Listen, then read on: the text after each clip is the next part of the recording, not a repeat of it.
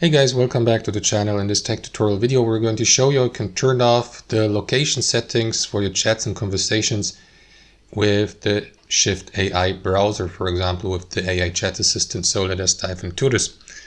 So guys, as you can see, I'm in the Shift AI browser on my desktop computer. So if you'd like to start a conversation, click into the AI chat assistant button in the top left, and then you will see, for example, a conversation field like that. So you may enter your conversation, your request and question here at the bottom. However, guys, if you'd like to turn off the location, you will need to access your Shift AI browser settings. To do that, click into that gear icon in the top right, and here in the overview or quick settings, you may click into this customization button next to AI chat.